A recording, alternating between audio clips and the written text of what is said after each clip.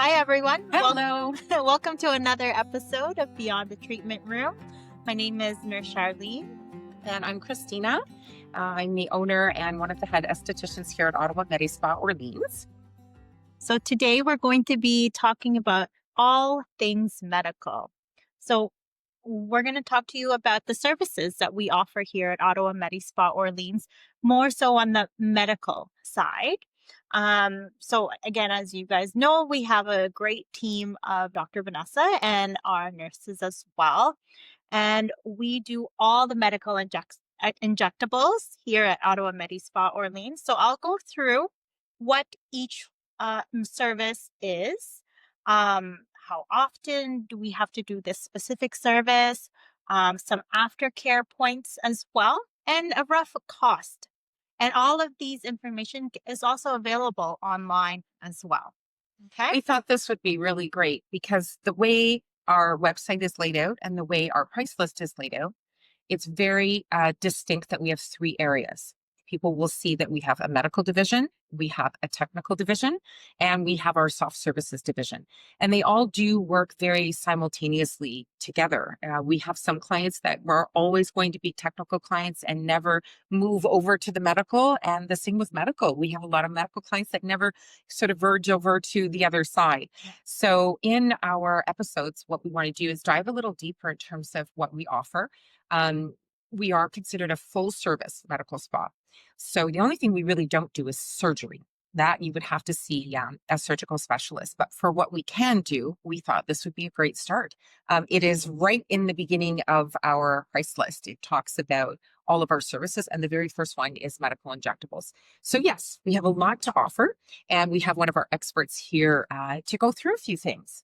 So feel free to jot down any questions that you might have. At the end of the sessions, you can absolutely email us at orleans@ottawamedispa.ca with any questions or clarification that you might need. We did do an episode on consultations. So everything that Nurse Charlene is going to talk about today, it would require a consultation. So we can get a little bit more in depth one-on-one with you, the client, individually, just to make sure that that is a service that's the best for you. Yes. And also, if you're unsure, if this is your first time, in a medical spa or your exposure to a medical spa, just book that consultation and we will go through a full circle consultation with you, looking at different parts of your face, whether that is skin, whether that's lines and wrinkles, or even volume. So if you're unsure of what it is that you need, just book a consultation with us and we'll go through all of it with you. And they're always at no charge. We really do feel that coming in to get knowledge about yourself and your journey with your aging, there should not be a cost. And at least we don't offer a charge for that here. So one of the biggest things that our clients phone and book and talk about is our neuromodulators. Yeah. Mm-hmm. So neuromodulator is more of the generic name. And it's a lot of people know it worldwide by Botox. And here at Ottawa MediSPA Orleans, we have only one neuromodulator that we use. And so when I talk about Botox, it's really the true authentic Botox cosmetic that we use for treatment. And there are, for clients out there that are looking for these neuromodulators, there is a lot of choice. We have chosen to be only using the Botox brand. We always have. But yes, do your research. If you are looking for a neuromodulator, by all means, make sure you really have done your homework about the different types of modulators and neuromodulators, because we have chosen the Botox for a reason, for sure. Yes. So there's how many units, we go by units when we inject Botox, and how many units you need and how many units I need is very, very different. Mm-hmm. So again, this is where that consultation is very important, and having a treatment plan that best suits you. With how many Botox you need, it could vary. And we really use your face as a guideline. Mm-hmm. The way that dosing happens, it really is just depending on what we see and what areas we treat. We can do upper face mostly for lines and wrinkles to the upper face, or we can do a full face rejuvenation with Botox or neuromodulator. And for those clients that don't maybe know exactly what a neuromodulator does, when you talk about wrinkles, what is it actually doing to the wrinkle? So, with lines and wrinkles, we know that these are happening with movement expressions. And we know this from the many, many years that we express, whether it's making a frown face or lifting our eyebrows up or even squinting when we're smiling. We see some of these little lines that start to come up. And this is something that develops over time, many years. And with Botox and neuromodulators, it relaxes these muscles. And so you're not able to move them as much. I prefer the look of the Botox to be quite natural, actually. We hear clients that often say, I don't want to be frozen. Yeah. And that is, it is a conception that's out there because people, I would assume, maybe are putting too much of the neuromodulator in. So it does give you that really frozen look. As you're saying, I think natural is the way to go, right? So that you still have a little bit of your expression and movement. Yes, for sure. I think it's trying to find that sweet spot. Yes. It's getting the results that we want, getting the longevity that we need, but also making it look natural as well. Yeah, that's the balance for sure.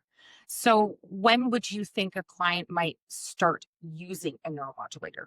So they can use it anytime. We have all ages, all decades that we see starting neuromodulators, and it really just depends on how strong you're using your muscles. So I'm talking about mostly it's upper face, so we see the lines come first, and you could be as young in your 20s and you start to see these movements and these lines and you're just like, well, I'm only 20, I'm only in my 20s, or I'm only in my 30s, like I shouldn't be doing Botox. But no, it really just depends on how expressive you are. I've met some very, very expressive 20-year-olds, 30-year-olds as well, and we can start neuromodulators really anytime. It's really about the dosing. And probably to try and catch those muscles before they're really embedded. Because I know I didn't start using neuromodulators till I was well into my 40s. And I had very, very deep, they were my knitting needles. Somebody once told me that, and I never forgot that word. But I remember these being very, very predominant. Yes. Not that I'm an angry person, but I just was very expressive in those areas. So when I started Botox, they were already very strong. And it took me a few years to have that muscle relax so much that I was barely using it. And now it's nice and smooth. Yes. So I've had clients in my chair for facials and say, well, when should I start? And I'll say, when your face is at rest, are you seeing wrinkles and lines from your expressions when you're not making the expression? And if they say yes, I say, well, now's the time you have to relax them, because it's like your muscles are going to the gym, right? They're getting stronger and stronger. And when you relax them, it's like they stop going to the gym. So they start to reverse, the muscle starts to atrophy. So yeah, honestly, I think you're right. It's for any age that you sort of look at yourself and go, okay, I'm not really doing an expression with my face, but I'm starting to see something that doesn't go away when my face is at rest. Yes, and it's all about softening. That's all what we want to do. And Botox is all about relaxing the muscles that are overactive and hyperactive. For the upper face, that's all about lines and wrinkles. But when we do Botox to the lower face, that's very different. It's about pulls. And we can strategically put Botox to the lower face in certain areas. Again, not about lines and wrinkles, but it's how the muscles are pulling. So So when you Botox. have one muscle that is relaxed, another muscle might work harder. Yes, exactly. Okay, it's And like that is, push and pulley. yeah, so then Okay. that's all part of the consultation process to see if Wow. you are a good candidate for some of these other areas for Botox. And it's all about muscle It's relaxation. come a long way. Botox has been around, or neuromodulators have been around for a very long time. And I find now there are more and more areas that we can help women and men with Botox in the face. There's also more of the therapeutic Botox as well. Yes. So therapeutic Botox sometimes can even be covered by insurance as Yes. well. Yes, and we do offer that Yeah. here as well.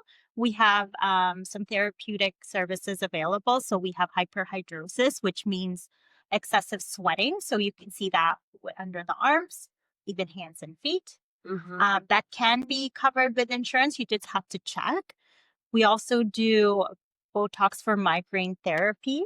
And that would be with Nurse Lisa or nurse practitioner. And again, that is mostly covered again with the benefits. Yep. So you'd have to check and see if you're a candidate, but consultation is necessary, and our team will go through if you're a good candidate or not for some of these.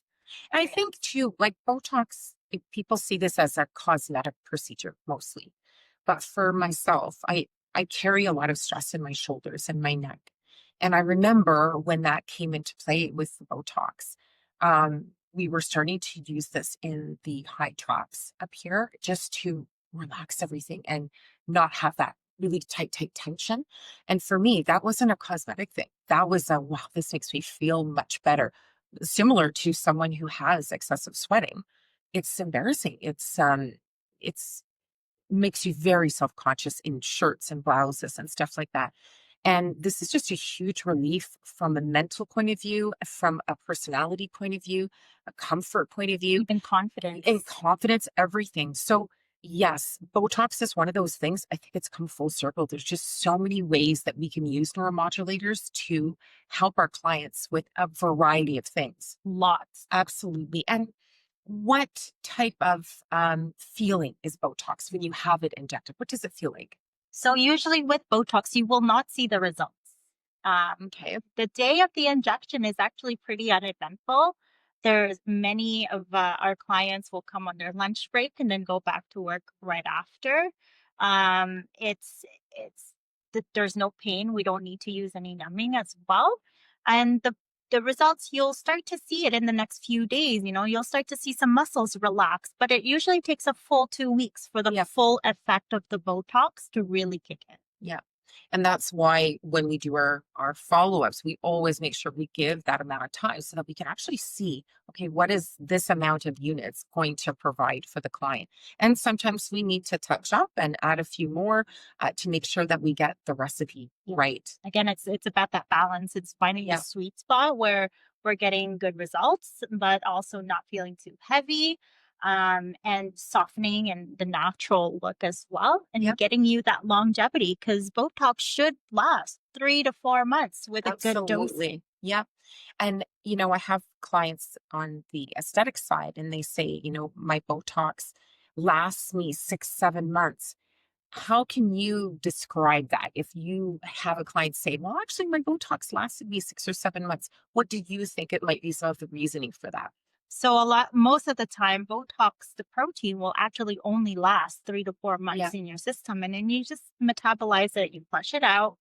What is happening is that your muscles are not fully coming back to, I guess, their strength of what it was before the Botox was injected. So the muscles are, you can say they're a little bit weak, and they're not moving as strongly. They're not making They're not remembering because they haven't used it for 3 months. Maybe the individual is more conscious of not using that muscle too. Of course. And if you're not, let's say, for example, if you get your glabella treated or your forehead treated, and for the last 3 to 4 months, they're really not moving much.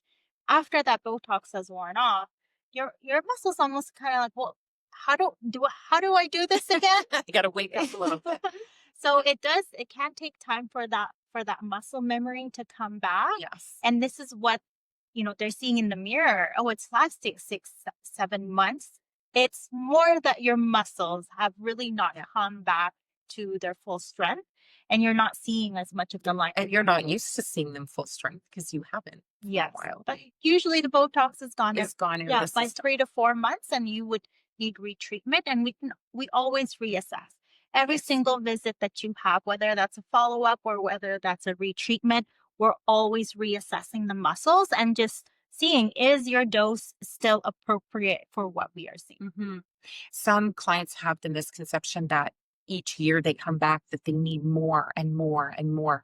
And in my observations, sometimes it's actually either the same or it can be less because that muscle is so relaxed, it's so calm, and it's not that really tight static wrinkle that it used to be. Yes, Would you agree with me? absolutely. And it's the consistency of coming every 3 to 4 months Yes. as well, where we really treat the static lines and wrinkles. So what I mean by that are these are the lines and wrinkles that you see even when you're not making expressions. Yes. So when you see those lines, when you're not making any expression, that's a static line and wrinkle.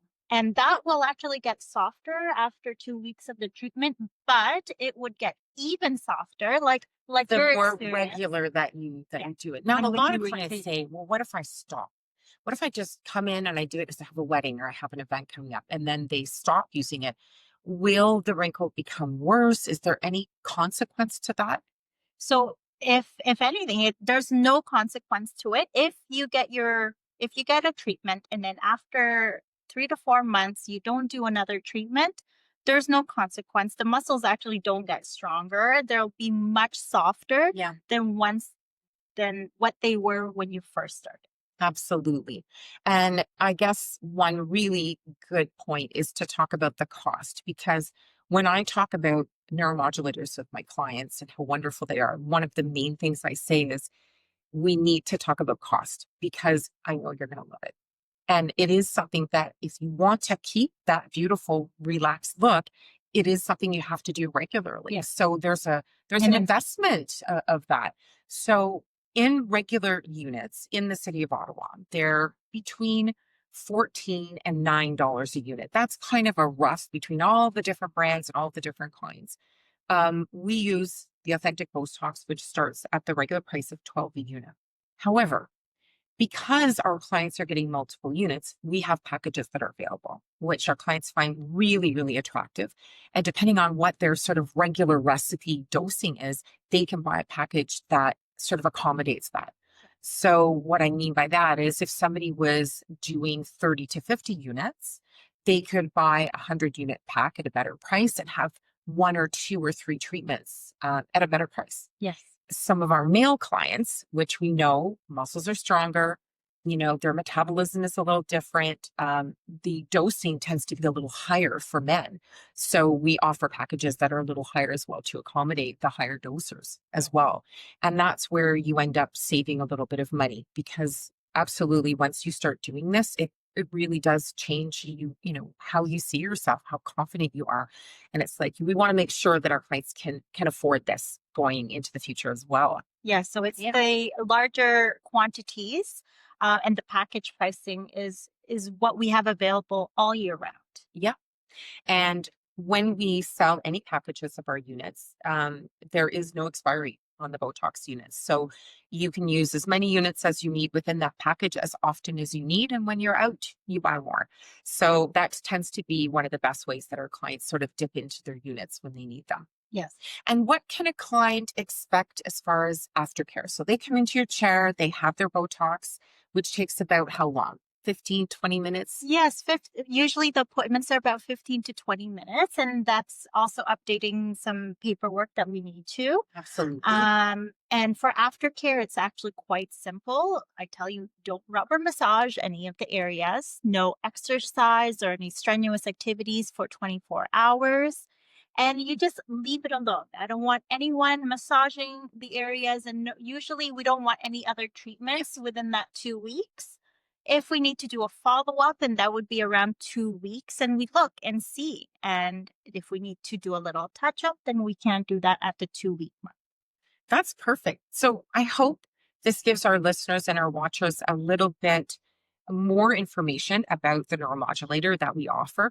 There's brochures around, there's the consultation, and I'm sure, just by chatting amongst your girlfriends, your moms, your sisters, I'm sure there are people very close to you that have had Botox at least once in their lifetime, or they are regular Botox users.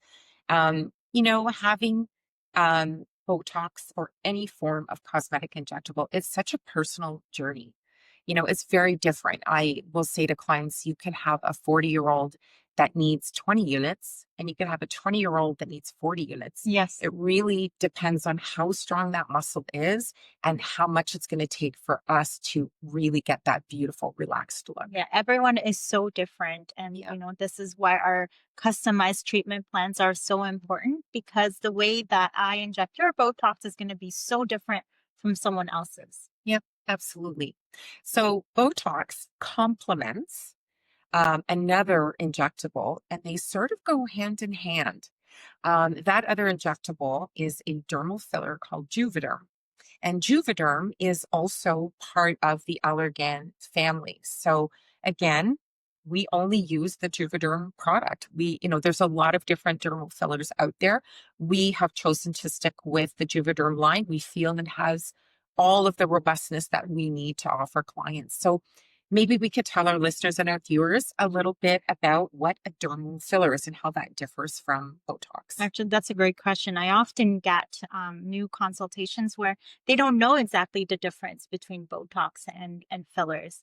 And dermal filler, they're both different because we use them in very different ways. Dermal fillers is all about volume. Dermal fillers, in general, they're made out of hyaluronic acid. So this is something that is, I guess, like a trend word nowadays. Absolutely. Everyone knows what hyaluronic acid does, but with the Juvederm fillers that we have, this is all about volume. So think of hyaluronic acid as a hydrator, as a molecule that's going to hold on to a lot of water. Yes. So this is something that we would use for volume. So we often see that when we start the aging process, we lose a lot of volume. And usually that's more likely to the mid face area. Yes. And this is one of the first areas that we actually rejuvenate. Now, again, everyone is so different in terms of anatomy and, maybe previous work that they've done before. So a consultation is key to really see what it is that you need for you. But with dermal fillers, it's all about volume. We want to just give you back that volume loss. We're not trying to make you look different. And with fillers, we often see in social media, oh no, I don't want to look like this person. Overfilled, overplumped, Yeah. that duck lips. We hear some of this verbiage. And one of the things I have always mentioned to clients is that if you are having filler done and it's done properly, nobody should really know. Yeah, It should enhance your own natural features. It shouldn't be big enough or plump enough that your face is out of balance and you don't look like you. Yes. All we want to do is give you back some of that natural volume loss because over the years you've lost volume and we just want to give that back to you, give you back the support that you need for your face without making it look unnatural. Yes. Now, you also must get clients that are looking for the very specific volume. Yeah. So we have clients that come in and they say, I want my lips done.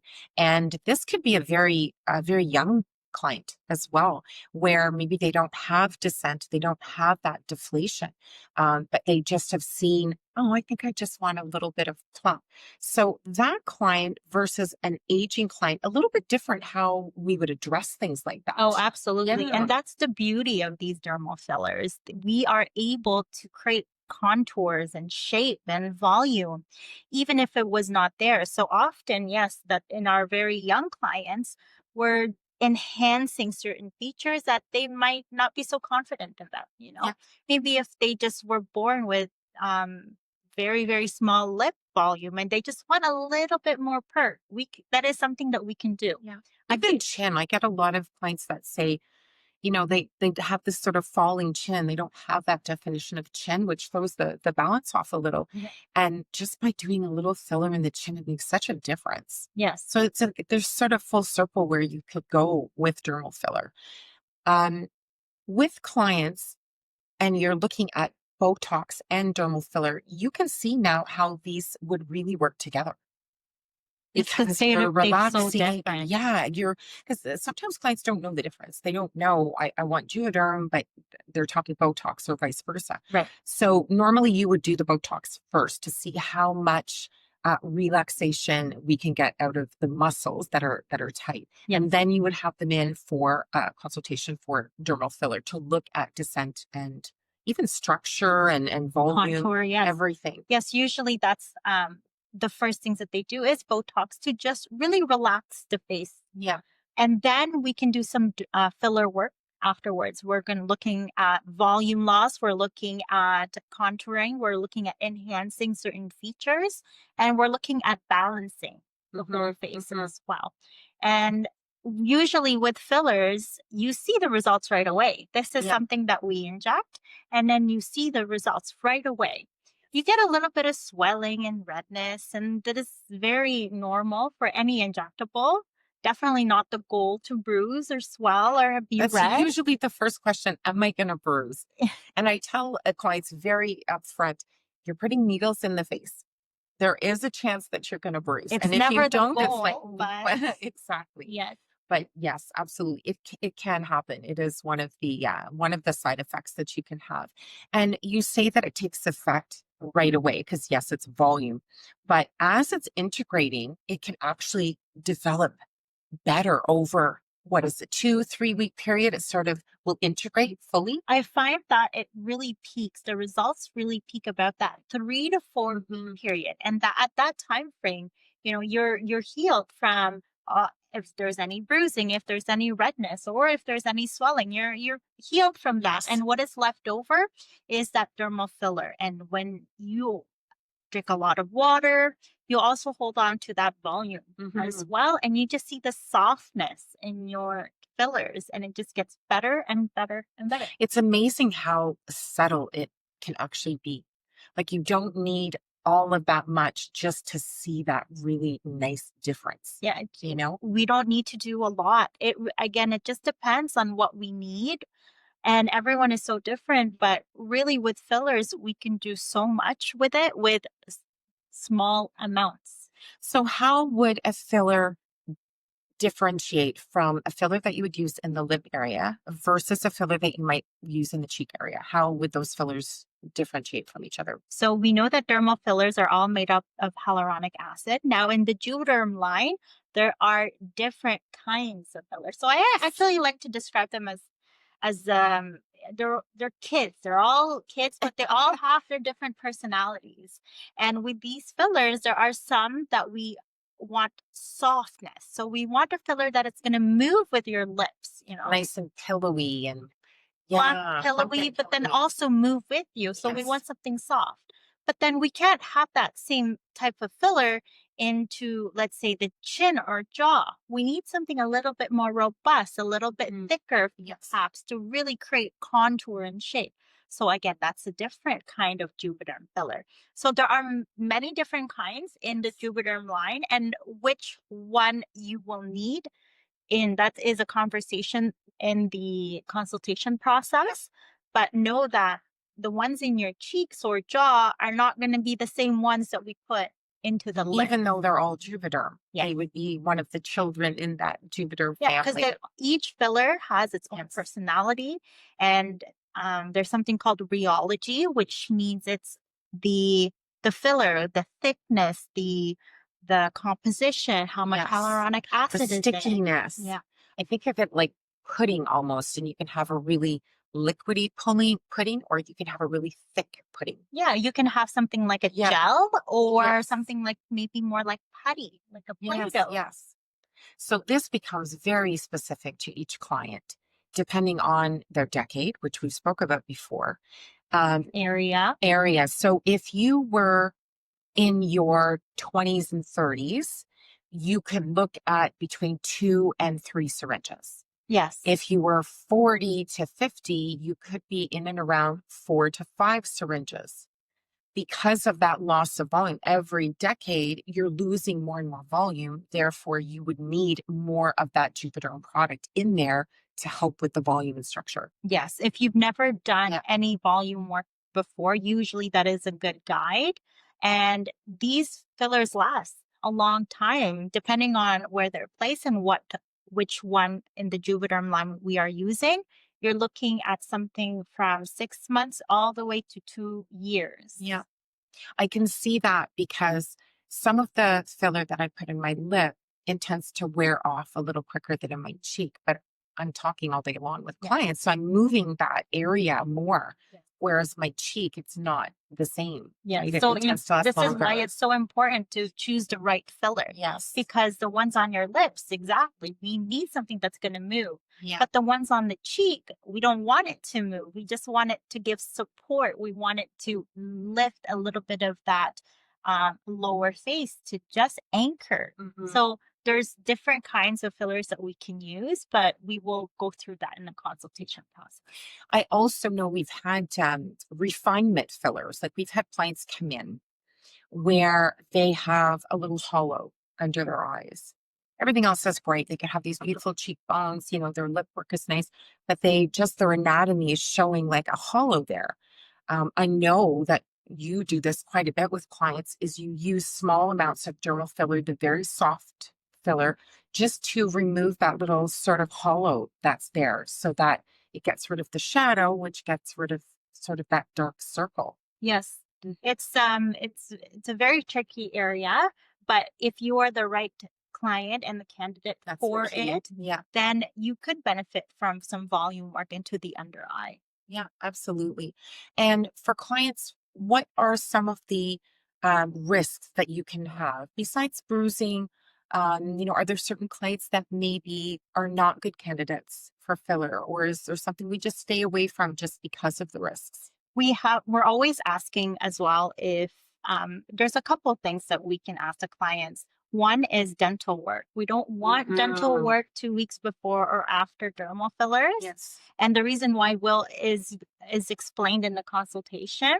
And also a rule of thumb is we don't want you to travel 2 weeks Yes. after 2 weeks before your treatment. And this is really more of a safety issue because if there are any issues that come up afterwards, it's usually within that 2 weeks. And if you're flying off to, let's say, Mexico, and I You're can't get not to going. you, so I need to be able to have access to you. I want to be able to see you in the clinic if there's any complications that happen. So we say 2 weeks before any flight. And you want to be healthy too. We don't want to turn away clients because they're coming down with the flu or they're not quite finished a cold. When you have things like this done, you want to be healthy. You want to make sure that your body and your skin and everything is working the way it should in order to give you the best result with your dermal filler. Absolutely. Yeah. And it is one of those treatments that is, again, uneventful. You see the results right away, but in terms of aftercare, it's very simple as well. If you just don't want to rub or massage any of the areas, no exercise again or any strenuous activities 24 hours after the treatment. And you also want to stay away from hot tubs and saunas for about a week after. Yeah. And why is it so important with a filler, well, with any injectable client that they come back for their follow-up? Why is that so important?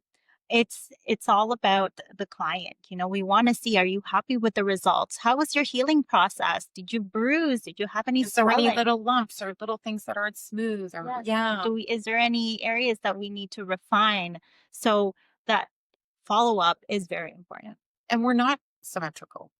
No. We have a lot of differences in our vision and the size of our feet and in our hands, and it's no different in the face. We have little subtle things that are not completely symmetrical, and we want you to look natural and make sure that you're happy with the result, because then you're going to want to come back, you're going to want to refine, and each year, we want to see our clients come back to do that little touch up. And as they're aging and progressing and things are changing, we're there with them with a filler as well to help them. Yes, and I think it's important to note that when we're talking about fillers, we talk about syringes. And it's usually multiple syringes that we need when we're doing treatment work. Now, if we're in that maintenance phase and we're just kind of upkeeping your skin and your face and volume, usually you need maybe 1 or 2 syringes a year for maintenance work. So again, it just depends on where you are in your journey. So if you were in your 40s, 50s, right? This is a client that, they have a little bit more disposable income. Their kids are probably not living at home. And they're starting to see that descent in deflation. So in their 40s to 50s, they come in and you know that you want to look at that mid face. It wouldn't be unreasonable to say, you may need to do 4 to 5 syringes to put that volume where we need it. And in a year or 6 months or 8 months down the road, we do that little maintenance of a syringe and a half. Yes, Once it's in. all about the structure. We Yes. need to rebuild the structure first before we can add all those other things. We need to make sure that we have good foundation into the midface before we can start to do some refinement work. Yes. And that can take multiple syringes. Absolutely. And usually a rule of thumb is that one syringe of filler is about the size of a blueberry. And so can you imagine trying to get this little small blueberry Yes. to do all the work that we need to for volume work? It's actually quite difficult, and you won't see good results, and you'll be disappointed. So you don't want too much product, but you at least need enough product to give the result the client's looking for. Yes, absolutely. Yeah, I agree. Again, consultation is key. So what's the deal with the bee? You got to talk about the bee because everybody wonders, okay, what's up with the bee? So are you talking about our medical health history questionnaire? Yes. Are you allergic to bees or wasps? Bees or wasps. Okay. Yeah. So that is actually very good to know. That is a very important question. And oftentimes it's not about the fillers. We ask this question because we want to know what is your true allergy to bees or wasps. And it's the dermal fillers is made up of hyaluronic acid. We know this. And it's got a little bit of xylocaine numbing agent in there as well. And those are really the ingredients in these dermal fillers. Now, how is that related to bees and wasps? Well, if we were to get into a situation where we need to dissolve the filler, so whether that is short term or even long term, these dissolvers are actually have this enzyme that is very similar to what we see in bees and wasps. So if you are allergic to bees or wasps, and I'm talking about a really true allergy, then you might not be a good candidate for fillers, not so much from the fillers itself, but if in case we had to dissolve in the future. Absolutely. And what about a client that has had filler done somewhere else? Maybe they're happy, satisfied, maybe they're not, and they end up in our clinic. What does the conversation look like at that point? Whether they want to have more added or they want to remove it and start over? So that really depends on the person and what we see. A lot of our clients and patients, whether they're new with us, but not so much new to medical aesthetics, they're very forward with, I've had this work done here, or I had a little bit of filler here and this time frame. So it's actually, I need to know. I need to know what was done before for their safety, and also what do we need to do now? Are we doing some contouring? Are we doing a treatment where we need to redo some volume work, or do we need to dissolve and start over because it's been so long since I think one of the most popular areas is lips, and sometimes we forget. We just get them refilled and maybe with different products. And with different products. One injector maybe doing this and one injector doing that. Next thing you know, it's different products. For us, having that client would be a bit unsafe. We would want to sort of caution the client and say, maybe we need to start over. Yeah. Maybe we need to take everything out, get a fresh perspective as to what we're looking at for your natural lip and how can we give you back natural volume. Yes. Yeah, I think that's important. Do you find that you say no to some clients when it comes to filler? Sometimes I do. And it really is about that consultation and their medical health history and the expectations that they have with these treatments. Yes. Because with any of our medical injectables, whether that's Botox or fillers or something else, there's only so much that we can do. And are your expectations realistic? And are they safe? Yeah, absolutely. Yeah. And if I feel that, it's not going to be safe and, expectations are a little off, then, it might have to just be a conversation to have some other time. Yeah. Yeah. Or where are we? Let's get to this point and then it will work. Yes. So you can see just by having this conversation just about two of the services that we offer, it's so involved. There's just so much to think about. And These are our opinions. This is from our training. How long have you been injecting injectables? About 5 years. About 5 years. So, you know, all those 5 years of knowledge and skill set that you've developed with ongoing training, and also working with the patients and seeing different sets of lips and different sets of cheeks and different anatomy and different strengths of muscle movement, that also brings to the table a lot of experience. Absolutely. And I think that is one of the things we want our viewers and our listeners to understand, is that you have a lot of choice. You have a lot of choice out there when it comes to injectables. We would love to have you here as a client, and want to make sure that everyone that does come into our clinic knows these are two things we take really seriously. You know, this is your face. And we want to make sure that you're safe and it's natural, and we get to know you long term so we can see how you're aging and how we can help you benefit from aging a little bit more gracefully. So we want to thank you very much for listening. It was lovely to have our listeners and our watchers.